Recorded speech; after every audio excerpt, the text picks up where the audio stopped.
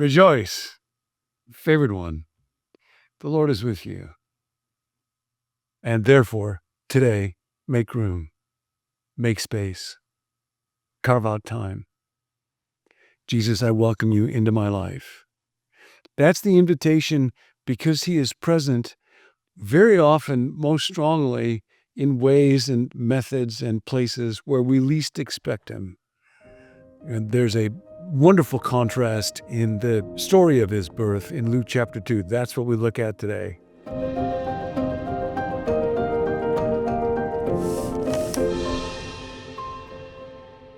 want you to keep in mind for a moment also nativity scenes, Christmas pageants that you may have seen. There's a character who's often in those Christmas plays that's not actually in the Bible, not actually in the story. And that's where we're headed eventually today. Make room.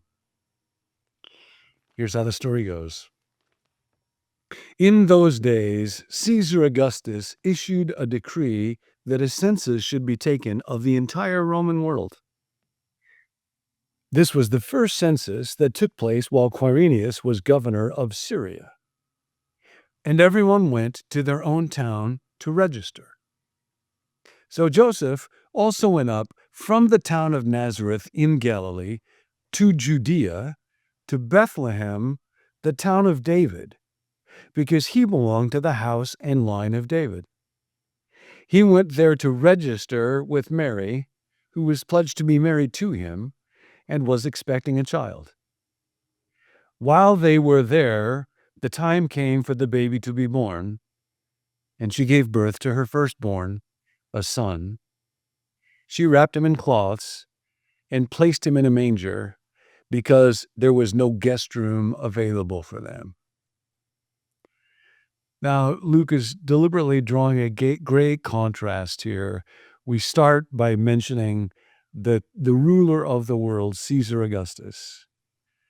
And he's the one that's got all the power. He believes himself to be in charge. He issues a decree because that's what rulers do. That's what leaders do. They make an order and everybody does what they say. So if we were going to look at the org chart of the world as Caesar saw it, there would be Caesar in charge of the world. And then there's this little place called Syria. Interesting that Syria is in the news right now as a place where the leadership is very uncertain and the need for peace is great. And then there would be this little place called Judah, where there's Bethlehem, and then you may not even be able to read these names, but there's this guy Joseph, and then under him, this young pregnant girl Mary, and then a little baby that's going to be named Jesus. Now, that's the way that Caesar would have understood the world. There was a quote about him in an ancient inscription, "Divine Augustus Caesar, son of a god." Now, you'll notice how the New Testament, as it describes Jesus, is going to be subverting all of these titles. Imperator of land and sea, the benefactor and savior of the whole world.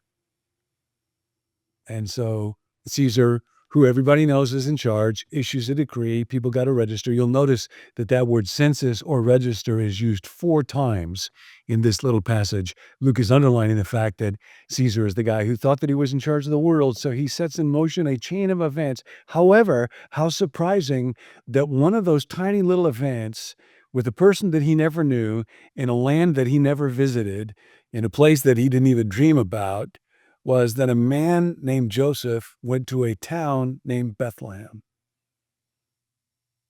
And there's a second purpose at work, as there is in your life, in the events and circumstances that are going on, and in mine. There is the way that things look in this world. Caesar's census, this registering, of course, was all about money, taxation. I have a friend that says, follow the money, because money rules the world, and it does, but it doesn't.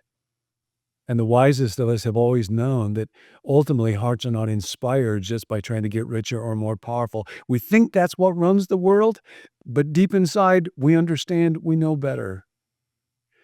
And Caesar's not in control.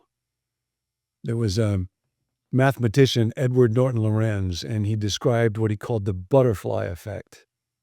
The idea of the butterfly effect is very small events can sometimes have staggeringly great and unpredictable consequences. And a famous article about that talked about how a butterfly flapping its wings in Brazil could impact a tornado when it arose and where it would land in Texas weeks later.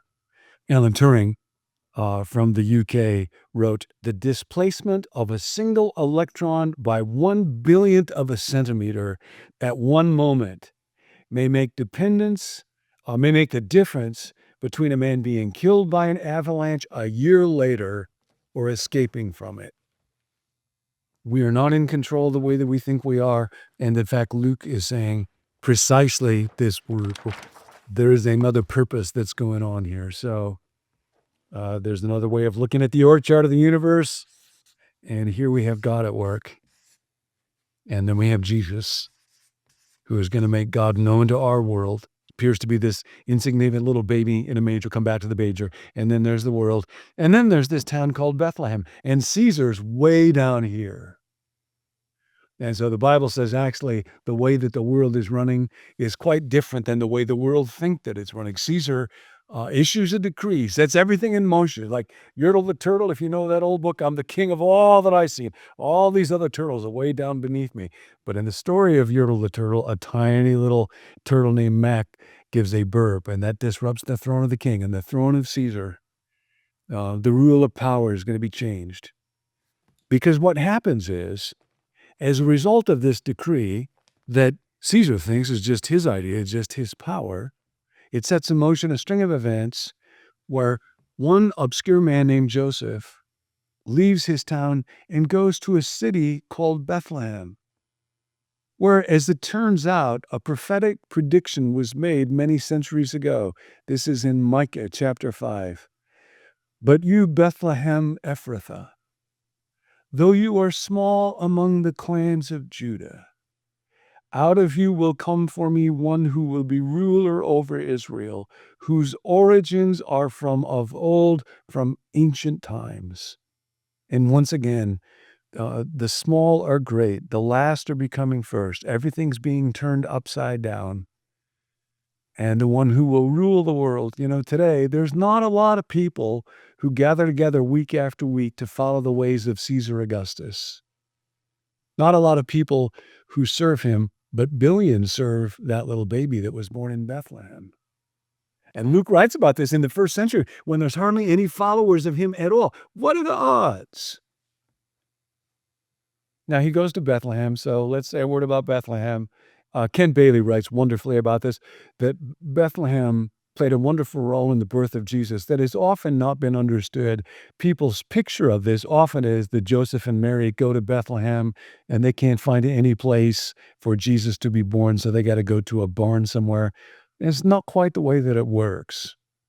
You might notice this translation said there was no room for them in the guest room. In the old King James says there was no room for them in the inn, but actually that's not the best translation of the word that Luke uses.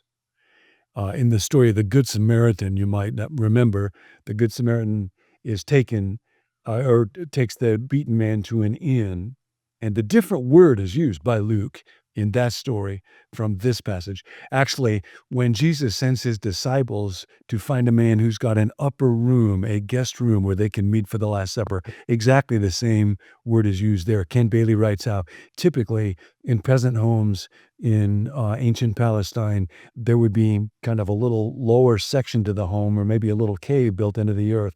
And at night, animals would be brought in there, so there'd be an indentation like a manger. And then during the day, they would be let out.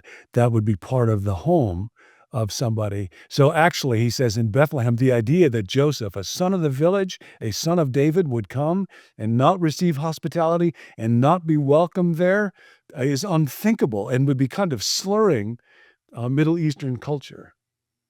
So the idea of the story is actually somebody made room for Jesus, a peasant family who already had other folks. If they had a guest room, that spare room that would be in their place, said, no, we will make space for you. Most likely that's the correct way to understand this story. So there's not actually an innkeeper. There was a movie that came out a while ago where one of the kids was saying, I got a part in the nativity play on the first lobster. And the mom says, there was more than one lobster at the birth of Jesus? Duh. So wasn't actually a lobster there. Wasn't actually an innkeeper in this story. Somebody made room. Somebody made space. The village of Bethlehem is a place that prized hospitality, and David would have made space. So now the invitation is to me today, to you today, make room for him. Make space for him. And we do that first of all in our time. You're doing that right now. That's a really good thing. And then we got not too long ago a little gift for our front door with the pet names that little people who we love have given to Nance and me, and then just with that word welcome. And today, all through the day, right now, just welcome, Lord.